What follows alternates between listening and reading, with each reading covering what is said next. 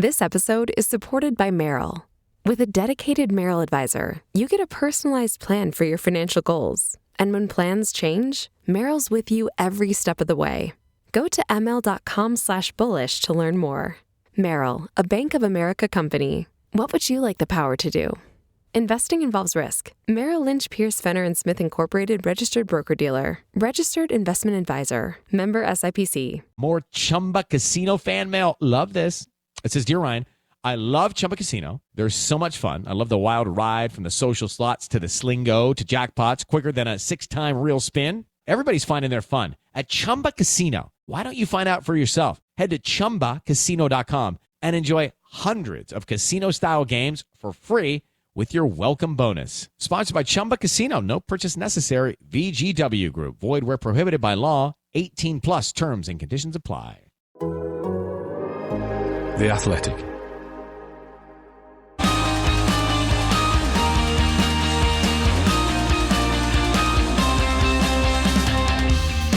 The race is on, or should that be off for Sergio Perez, because it's finally official. He is out of Red Bull for 2025.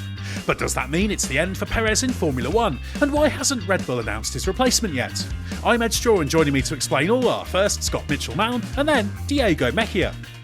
We'll be hearing from Fox Sports Mexico's Diego Mejia later on in the podcast. Of course, Diego, also the voice of the race in Spanish on YouTube, but Scott is here and ready to go. So, hello, Scott. Let's get straight into this. We've been waiting for this for a while. So, why has it dragged on? Why have we had to wait so long for Red Bull to announce that Sergio Perez is out? I guess the short answer would probably be due process. You know, how exactly has it been agreed?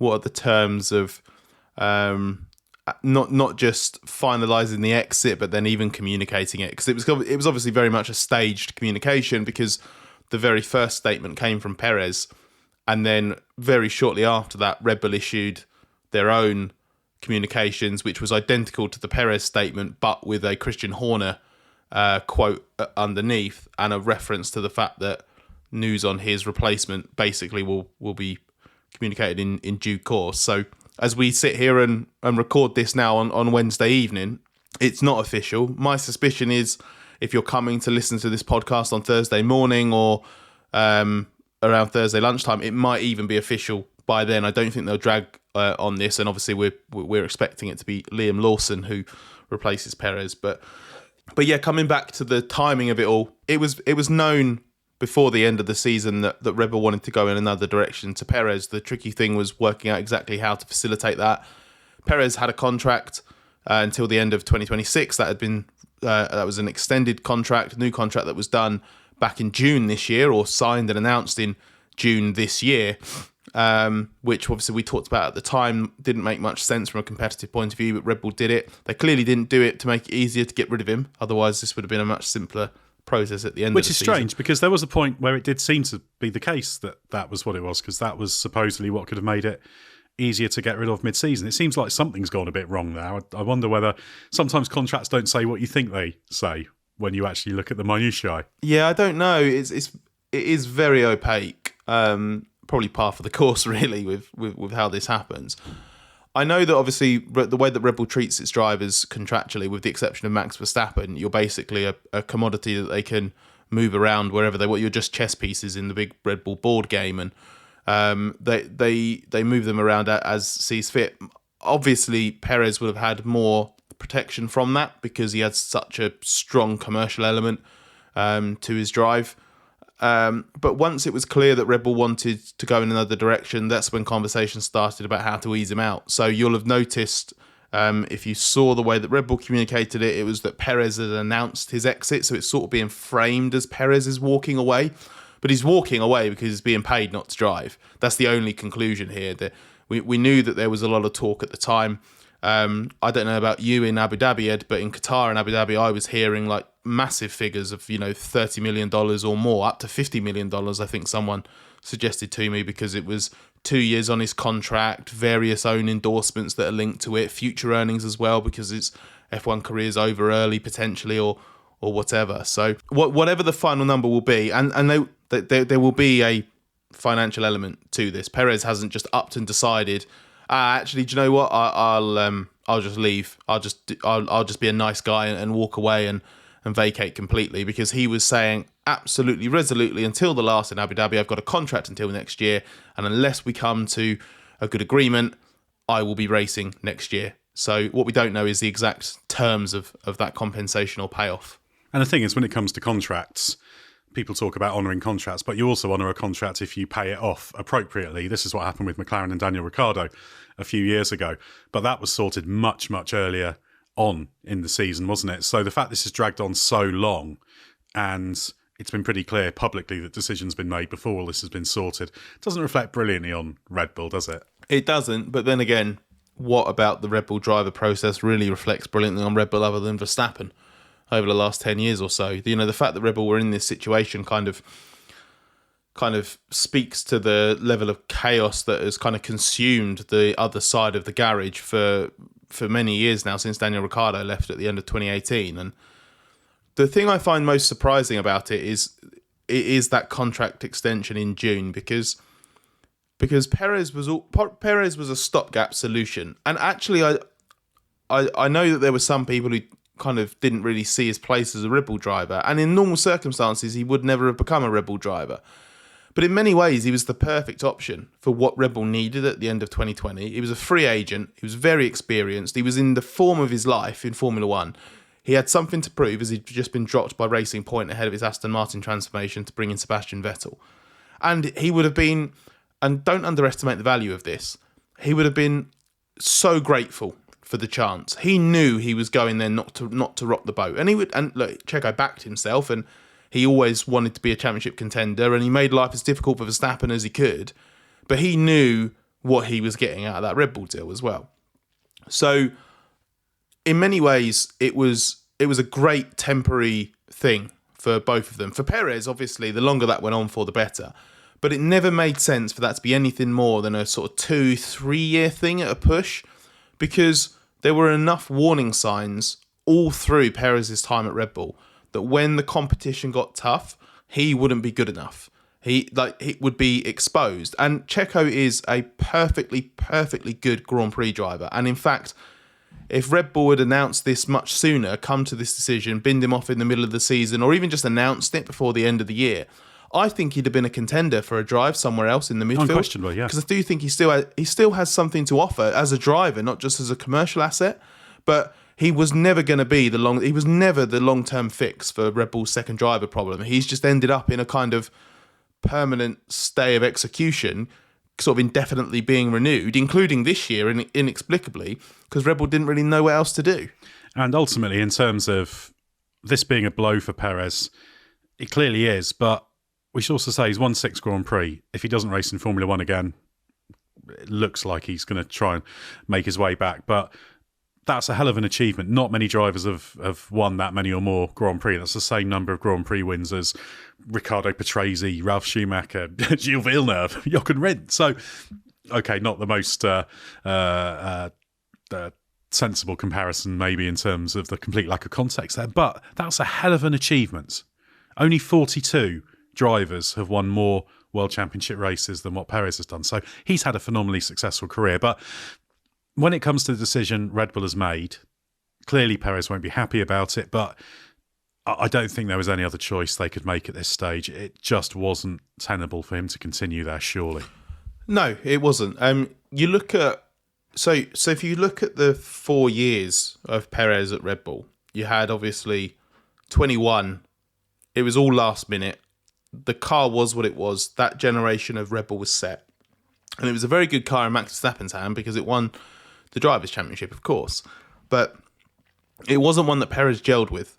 But he still made a good contribution. You know, the defence against Lewis Hamilton in Turkey, and then, of course, costing Hamilton crucial time in Abu Dhabi, which was pivotal to the gap being what it was at the end of the race. That meant Hamilton and Mercedes couldn't pit for fresh tyres under that controversial late safety car, but Verstappen and Red Bull could.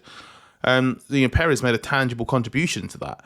2022, it was better, but even in the middle of 22, there was, just as Verstappen and Red Bull were really building momentum, because you remember Red Bull obviously had a slow-ish start to the new rules, and Ferrari just looked like they were certainly at least on Red Bull's level, if not slightly ahead. Perez had a little bit of a wobble in the middle of the year, just as Verstappen was getting really strong. And that was a little glimpse of when he's either not quite there with the car or the car's not got an advantage, Checo's just not quite in the mix as much as he needs to be.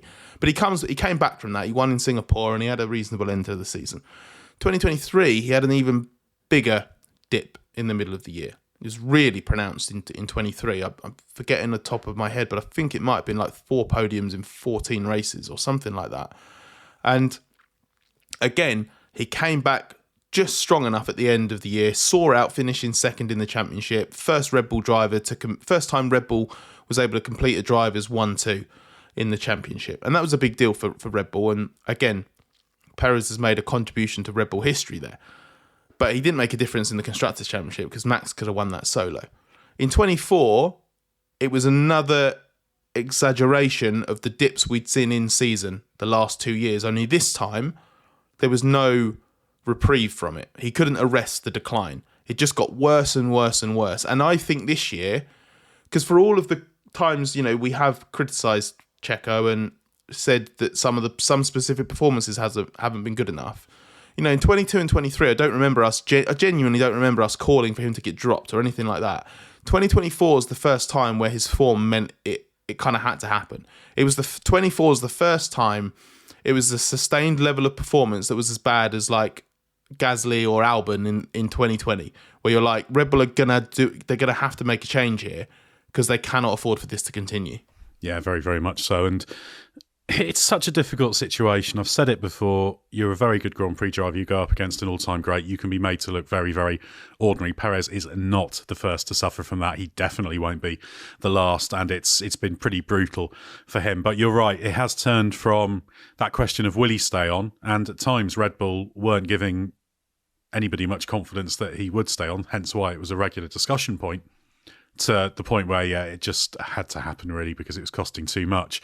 And you have to remember that has an impact on the team insofar as bonuses are paid out based on Constructors' Championship position. It can be difficult if you're on the Perez side of the garage, working hard and just getting nothing week after week after week because the results just dried up horribly. And unfortunately, it just felt like Perez had sort of run out of fight, not through any lack of determination, but you just keep battling, you keep losing, you get back up again enough times, but eventually you're just down there on the ground, which is kind of where Perez ended up, unfortunately. So, he's done a job for Red Bull, hasn't he? He has played a part in Constructors' Championship wins. Very few drivers even do that. So it shouldn't ignore the role he's played. He has won 5 races for Red Bull, 6 in total. So he's done a job, but it's very much been temporary, hasn't it? It's almost his 4-year stint has been one of cameos that didn't always connect up into consistency. And this year it's just turned into, you had those 5-6 weekends at the start that were decent, and then it was just pretty horrible. Well, I think it's 2 things. I think one, it's what you'd kind of expect from a good midfield driver to do in a top team and a top car. I was in 2020, and I think you'd back me up on this, Ed, genuinely quite shocked and disappointed that Racing Point had dropped Perez.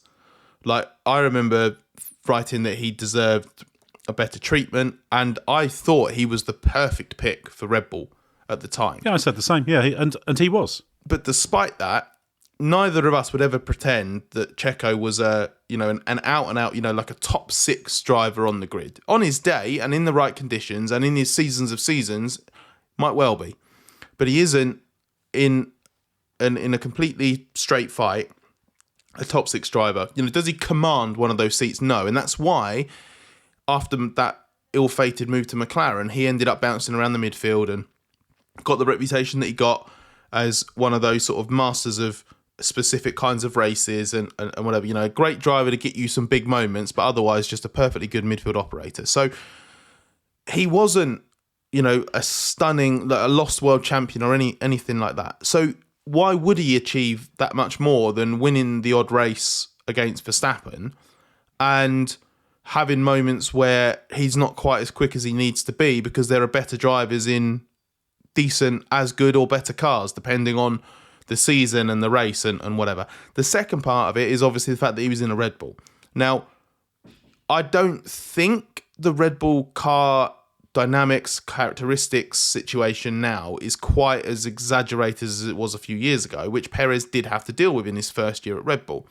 That sort of 19, 20, 21 era of Red Bull is what I'm talking about.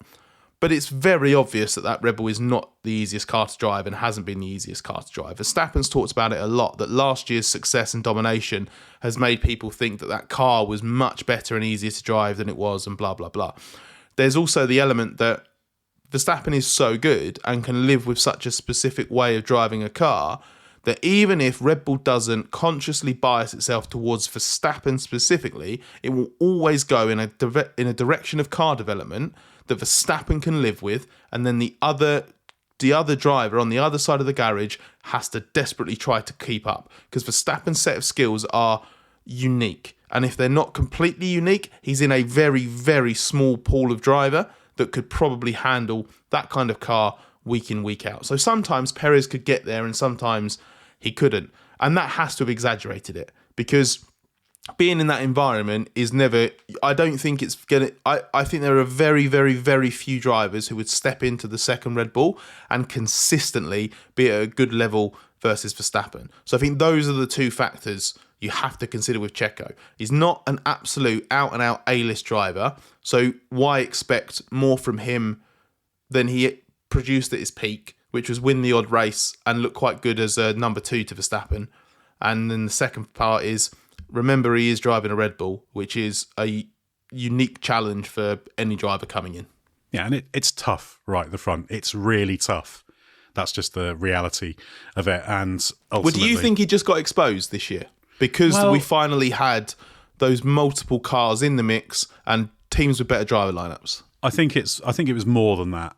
I think there was an element of that, because there was always that question of, well, you create a gap, it's going to be really easy for people to park in it.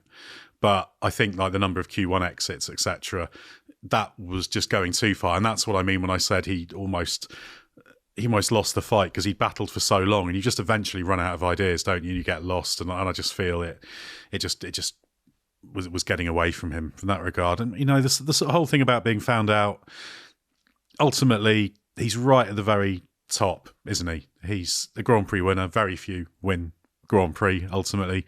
Fewer still multiple Grand Prix. So if you have been found out, you've been found out as being a driver who's not in that tiny top tier. There's no great disgrace in that. And I think even though it's ended nastily, he can justifiably look back at his time at Red Bull with some pride. It hasn't worked as he wanted it to, but very, very few drivers have Formula One working out for them endlessly. You say it hasn't worked, and obviously as he wanted to is the key caveat there, but has it not worked exactly as well as both parties could have hoped it would? Because if we wind the clocks back 4 years, I think it might even be to this day, 4 years ago is when Perez got announced as Albon's replacement at Red Bull. Would you have thought he would have got 5 Grand Prix wins for Red Bull, lasted 4 seasons, and supported championship bids in the way that he has? Would that not be at the upper end of what you think that partnership would achieve? Maybe what I'd have thought, yes, but it's not at the upper end of what he thought. No, but that's what I'm saying. But realistically, has it not achieved what it could have and should have?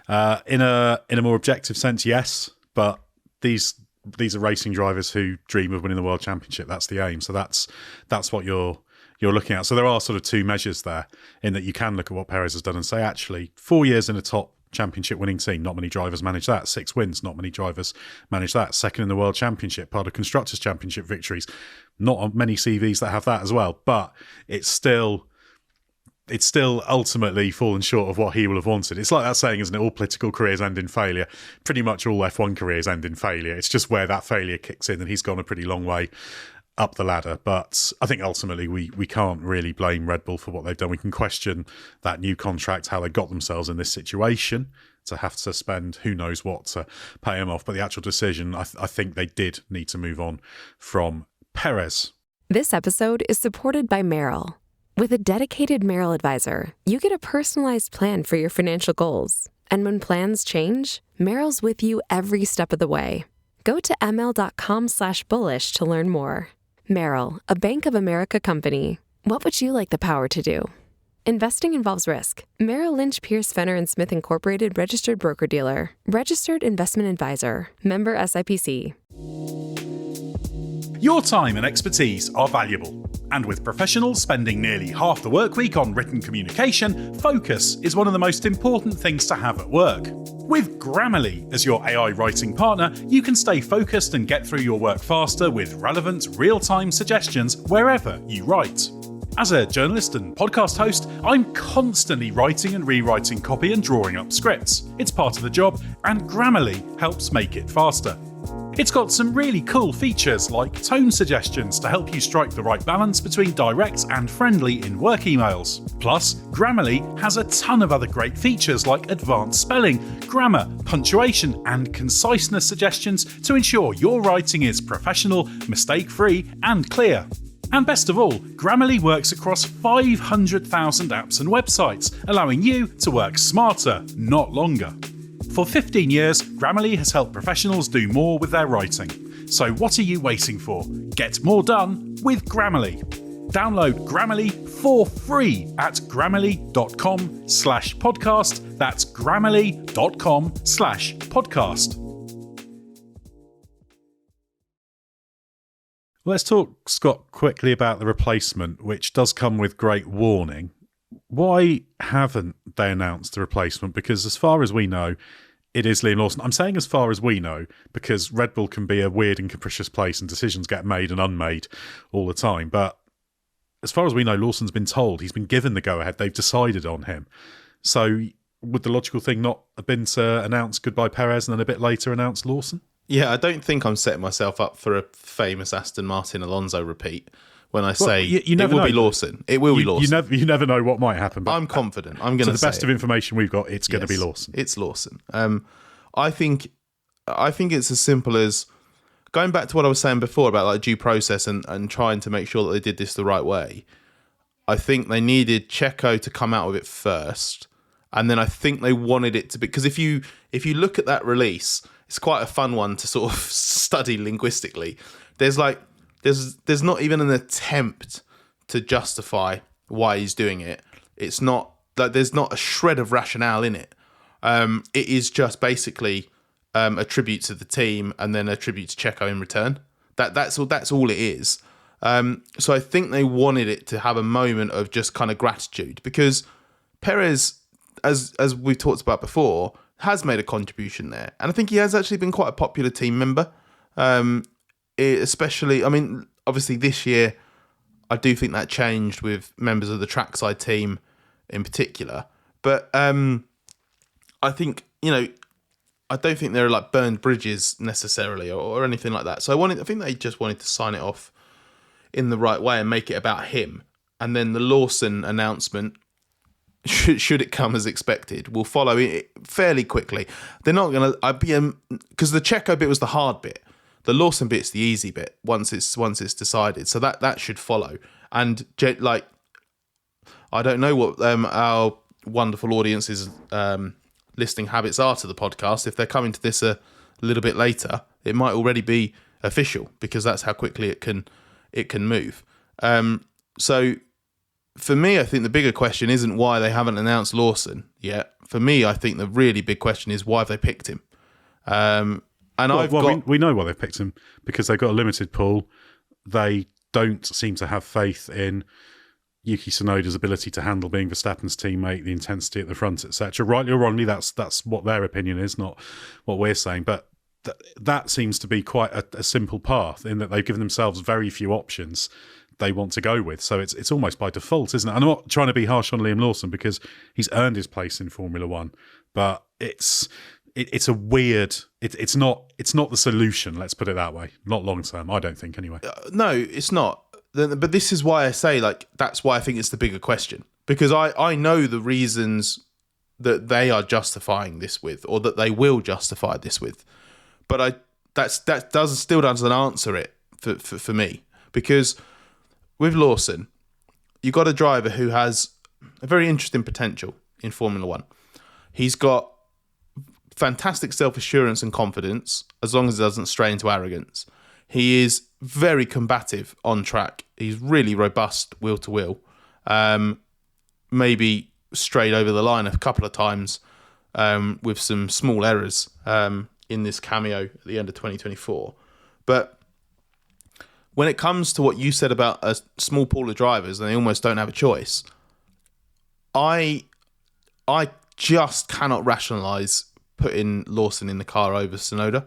Like, as in, I understand the rationale for it and I see the arguments that they make and say, okay, well, Tsunoda's got this going for him. He's super fast. He's more experienced. He has improved in a few key areas that we've considered weaknesses over the last few years, like his emotional control, his tendency to make mistakes, and his technical feedback. All of those things, Red Bull and, crucially, Tsunoda's immediate team, Racing Bulls, say have definitely improved. Still have room to improve, but have improved. He's got all of this going for him.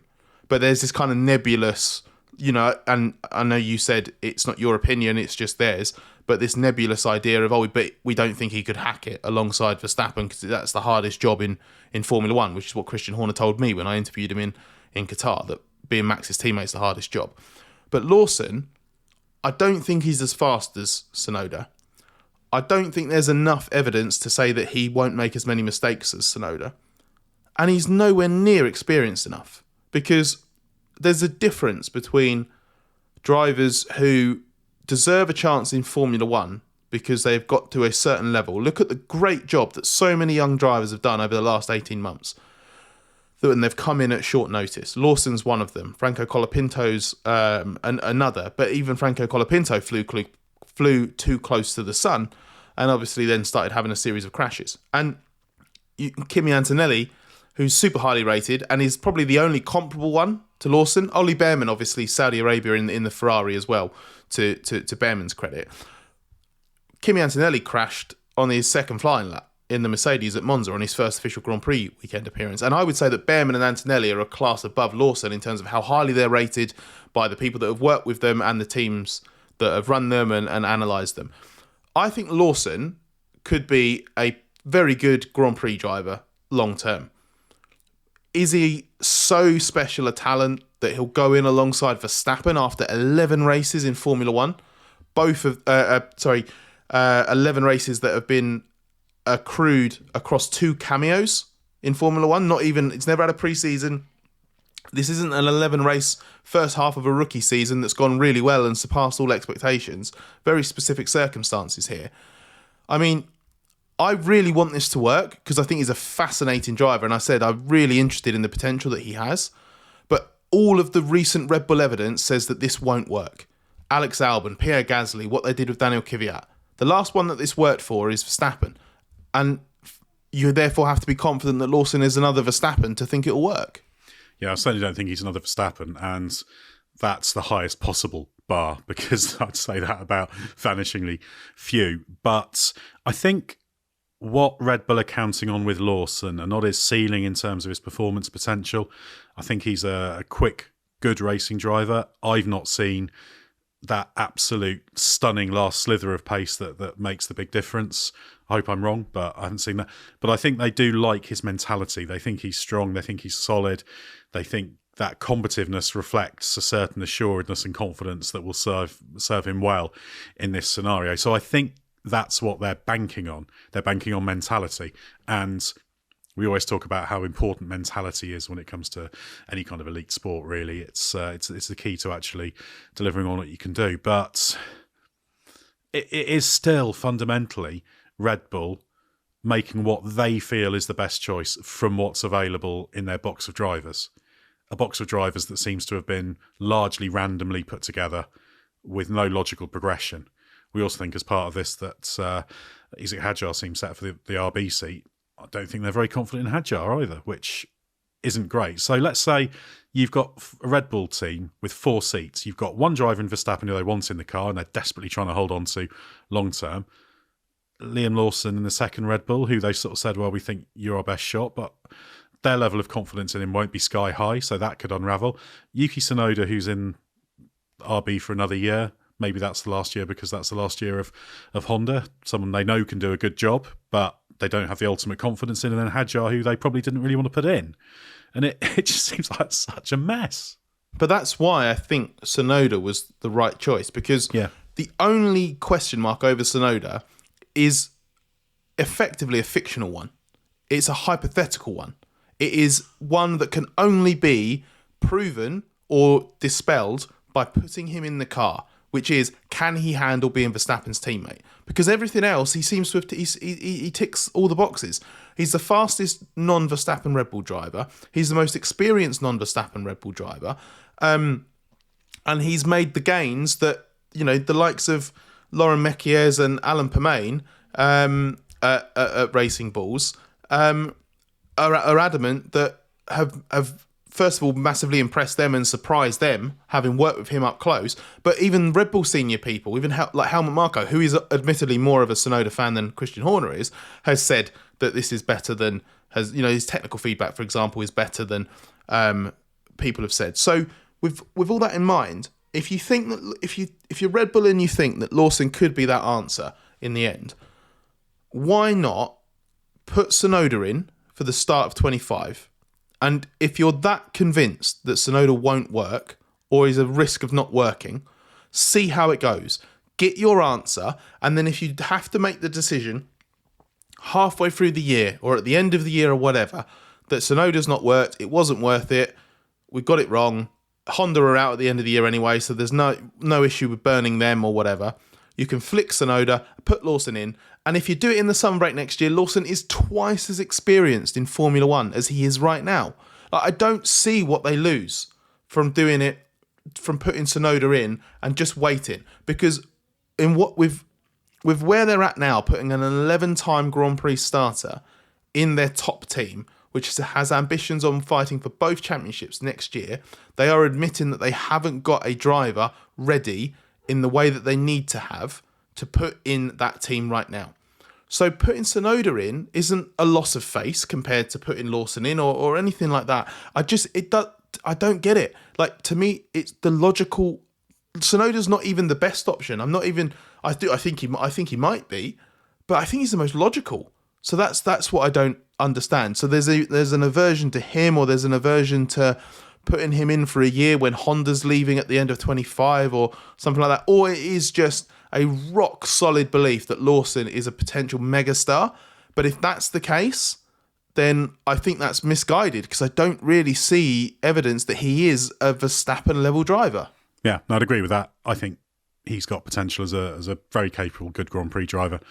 But yeah, he's not a Verstappen level driver from what I've seen. I hope he proves me wrong, because nothing better than seeing drivers do that. I'm always interested when they do. But yeah, it's just, I completely agree with you. I'd go Tsunoda in that scenario. And if they're utterly dead set on not promoting Tsunoda, I would say, do you know what? We'll leave Liam Lawson for another year in RB, and we'll bring in the stopgap, Valtteri Bottas. Just bring him in. He's going to end up being Mercedes reserve, but they could plug him in. He'd do a decent job. He'd be quick. He'd still be Valtteri Bottas, but you're signing him to plug in and be a number two and help you win the Constructors' Championship and Drivers' Championship. And he's shown many times he can do that. Well, you need a Perez to replace a Perez, don't you? Basically, yeah. That's what you do. But of course, we haven't mentioned him at all on this podcast so far. We've mentioned him countless times, and obviously it's not going to be a new opinion for anybody to hear this, but they had the perfect option. He was a free agent. He ticked every single box except one. Logan Sargent. Yes, Joe Guan Yu. This is what you get for not putting Carlos Sainz in the car. And I understand the reservation. They don't want to go back there after the problems that they had back in the Toro Rosso days between the Verstappen and Sainz camps. But it's another bed that Red Bull's made, and now they've got a lie in it. The only silver lining to all of this, beyond the fact that I repeat this because I'm genuinely, I'm not trying to crap on Lawson with everything that I've said here. Like, I do genuinely hope that works, and I'll be fascinated to see how he gets on. If he rises to the occasion, it's going to be an amazing story, and honestly, best of luck to him. But the only silver lining I see from this is a little bit of course correction with the Red Bull drivers and the Red Bull driver situation, because you're replacing Perez with a Red Bull Junior in Lawson. Okay, Tsunoda ends up parked in that permanent benchmark role at Racing Bulls, so be it. But Isaac Hadjar, as you mentioned earlier, Ed, comes up from a Formula 2 title challenging season, which is exactly what that team exists to do. It went through that weird phase where it tried to be its own thing, but now they're back understanding that at its core, it exists to be as competitive as it can be within reason, make money, and train drivers. And now you've got... Sorry, for some reason you said make money and train drivers, and I just thought they were making drivers of trains, which I think perhaps they should consider diversifying. Making train drivers. Well, to be fair, there are enough Red Bull drivers around the world that maybe one or two of them have gone into the locomotive industry outside of Formula One.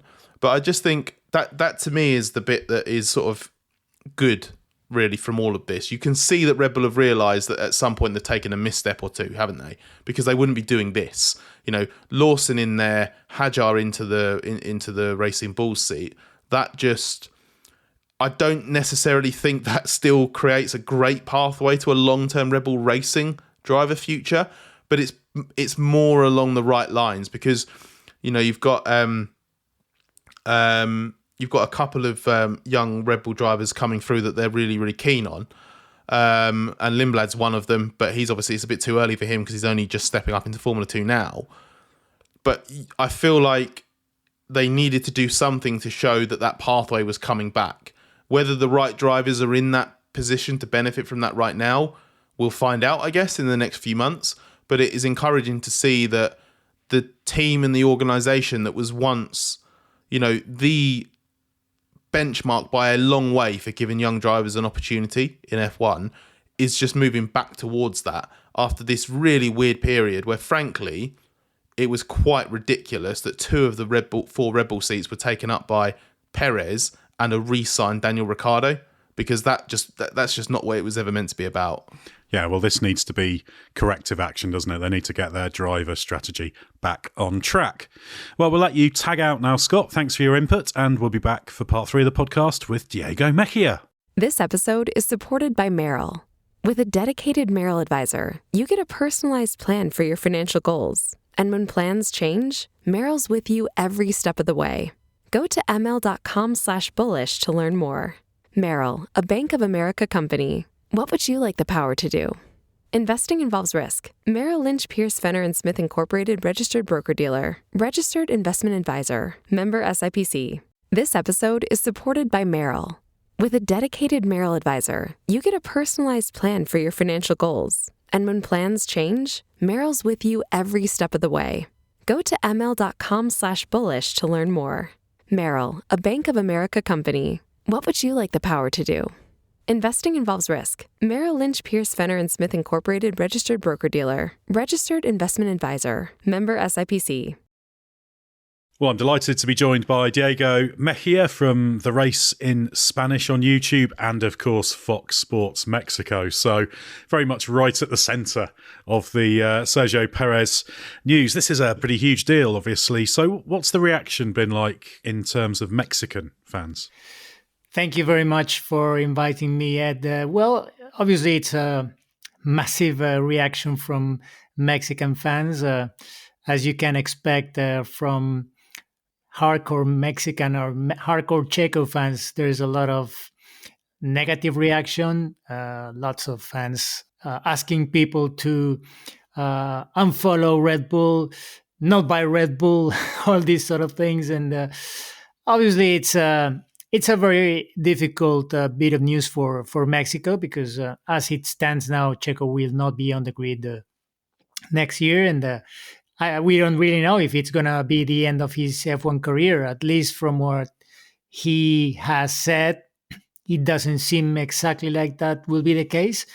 There could be some opportunities. I mean, it's obviously easy to think that Cadillac could be a target for him or vice versa. But that's only 2026. But it all will depend, I guess, more in what Checo really wants to do with his career. I'm sure he still wants to do more in racing. But I guess also he needs to have like the right opportunity to come back to the grid. So yeah, let's see. It's going to be a time of change for him, I guess, because he will be slowing down for a moment, and it'll be like a space to breathe and take a look at things and understand where he goes next. Yeah, maybe a chance to try out life without Formula One for a few months as well and see how he likes it. It's interesting how Red Bull has projected this, because Christian Horner's talked about it on British TV, and he's presented it as Perez deciding to take a sabbatical, and obviously they've got to be very careful with the wording. We know what's really happened there, but it's clear that Perez does see he's got unfinished business with Formula One, doesn't he? That's reading between the lines what we're seeing, because certainly Red Bull would have happily presented this as a retirement decision, because that would have tied it all up nice and neatly in a bow and looked a little bit more elegant. Okay, people would have still known what would have happened, but it's clear Perez wants to fight on. Yeah, exactly. I mean, when you have a 2-year deal, I guess in Checo's mind, he was set to continue in Formula One. I guess at some point he realized that it was going to be a challenge to actually do that with Red Bull. But in his mind, he was still on for at least a couple of years more. Obviously, he has said the same the last time we spoke to him in the paddock. But back then, the situation was very clear that there was a contract, and he, I guess, needed to be very careful in everything he said, because he would need to make sense in what he said and what he was fighting for, and all the dealings that took place between the end of the season and the announcement, which I guess took probably longer than Red Bull would have wanted. But in the end, I guess, yeah, as you very well said, he feels he's still got unfinished business, whether that's going to be, more podiums or just like finishing his career in a better way than what he had with Red Bull, which was very, very sad to see him not finish his last 2 races. So I'm sure he would like to have another go and probably closing his career in the way he really wants to, not the way he was probably forced to. Although his reputation has taken a hit from the way things have ended with Red Bull, he's a very accomplished driver with quite a lot to offer, and I think teams will be interested in him, and we should say probably a lot of teams will see him as an opportunity to get a good proven driver who brings money as well. So interesting to see what the balance is there. That's not sort of Perez's fault. It's just he's always been seen as a driver who's very, very good and also has the financial support. But I get the impression from what you said about the reaction that there is a sense of letdown in terms of Checo being dropped. Obviously, he's a big sporting star in Mexico, so presumably there's a bit of a feeling that he's been treated unfairly by Red Bull, not just with the way it's ended, but the way it's gone over recent years. Yeah, so absolutely. I mean, and that's mainly driven by the fact that a lot of the fans that are following Checo now, they came on board just in the last few years.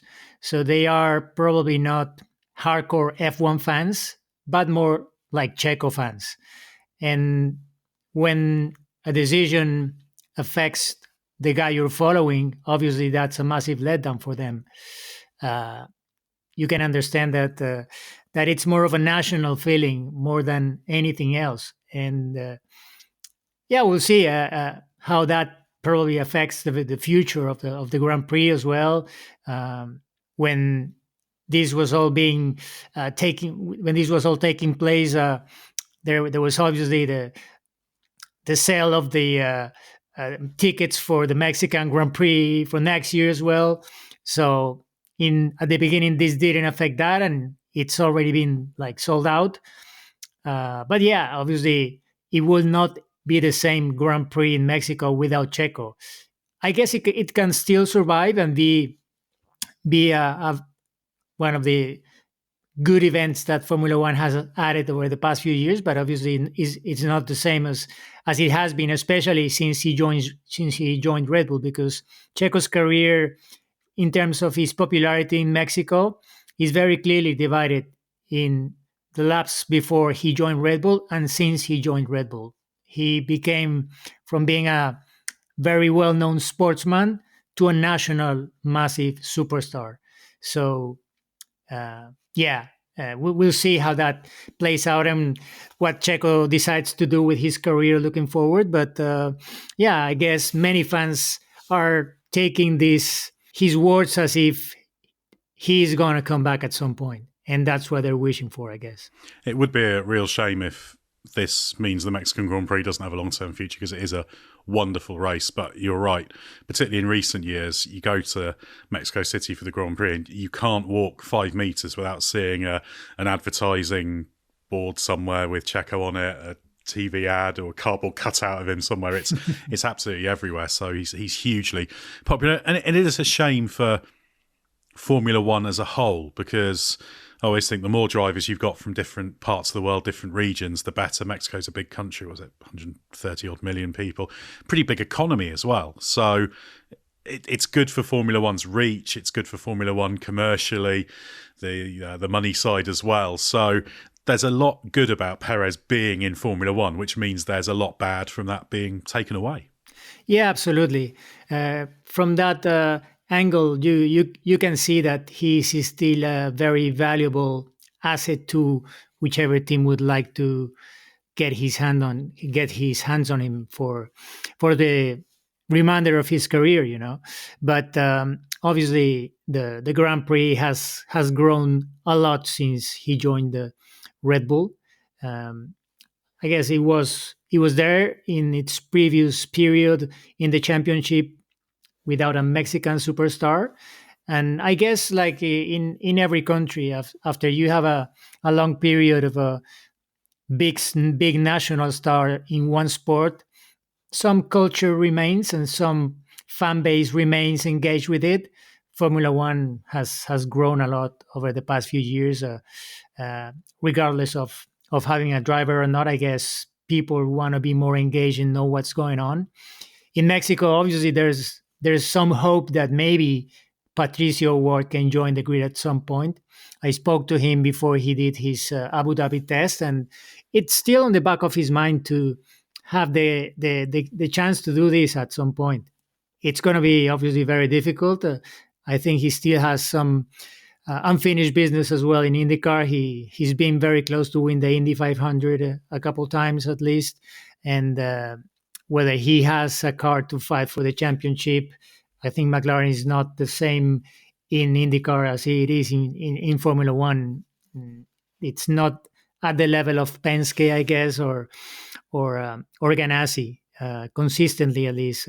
Every now and then they are, but not on a consistent basis. And yeah, we'll see if Pato ever gets the chance. But from what he told me as well, he's going to have a lot of F1 testing next year as well. So that's going to prepare him very well. And if there's an opportunity arising, he may be one of the candidates, but it won't be easy to make that step. And hopefully, if Checo doesn't come back, he gets a chance at some point.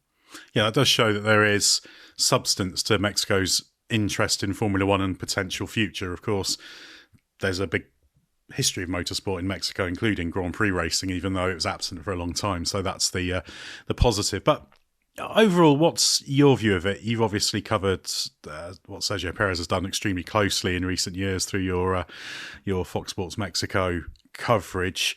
I was speaking with Scott earlier, and we both agreed it's a fair decision, regardless of how it's been done.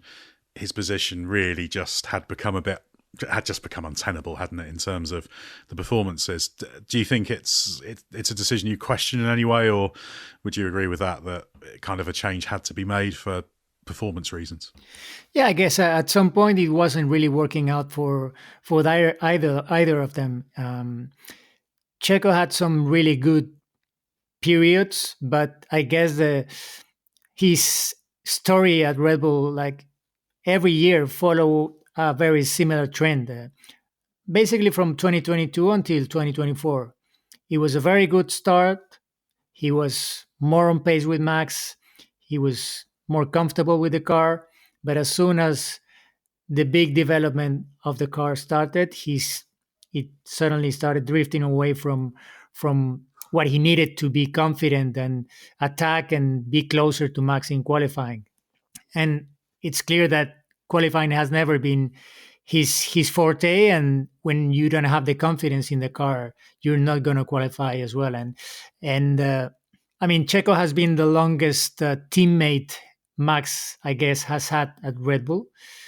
We haven't seen Max at this level with anyone else, and I guess Max has only become better over the past few years since Checo joined, and when Max wasn't a world champion.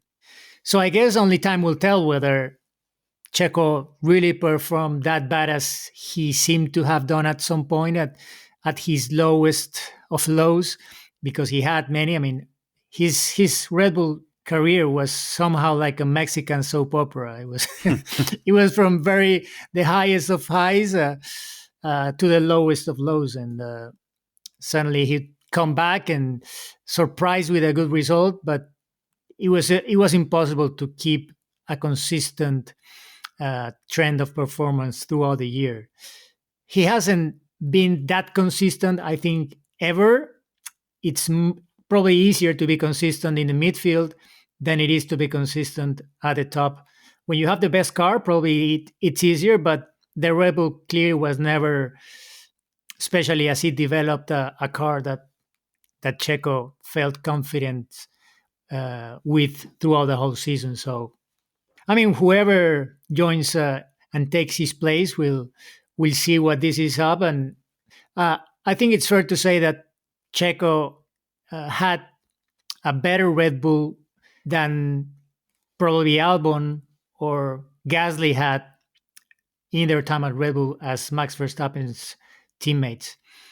But probably as the season went on, it wasn't exactly the kind of car that Checo had at the beginning. And I guess this year has been the closest, I think, to what probably Gasly or Albon had before Checo joined. So a car that is not for everyone. And it's inevitable, I guess, also that the surroundings, I mean, the all that's happening around at Red Bull gets to the driver at some point. And, you know, the Marco quotes, all the pressure that was coming from within Red Bull, I think that obviously didn't help. When you're a young driver, it puts you down quicker, probably, as Gasly and Albon probably saw. Checo was a lot more resilient and had probably a thicker skin than them because of his experience in F1, but you could see that at some point all this was affecting him. And yeah, when things are not going well in your side of the garage, you're not feeling confident in the car, and then you get all this pressure from within the team. I think it becomes an impossible task at some point. Yeah, very much so. And yeah, like you say, it's tough to be Verstappen's teammate, and I suspect in the future, with a bit more reflection, he'll get a slightly better reputation perhaps than he's got right now, because that often is the way with drivers who end up being the number twos to the great drivers, because sort of in the moment they're not doing well enough, etc. But then you look back and say, do you know, he was still pretty good. So I'm interested to see if Perez has a future in Formula One. I think there will be some people calling him up, and 2026 might be very possible. So thanks very much, Diego. Great to have your insight, and thanks to everyone for listening, not just today, but throughout 2024, as unless something unexpected happens, this is our final episode of the year. But we will be back next year, so stay with us for everything you need to know about F1 in 2025.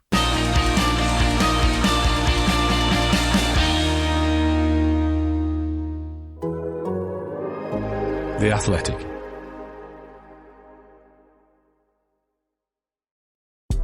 The first ever 12-team college football playoff is set, and you can join me, David Ubben. And me, two-time national champion of Alabama, Damian Harris. And me, Chris Vanini, two-time national champion in the College Football 25 video game. On Until Saturday, the Athletics College Football Podcast, for all the playoff previews, predictions, coaching carousel, and transfer portal news 4 times a week throughout the CFP. Dame, how you think Bama's going to do in the playoffs? Shut up, David.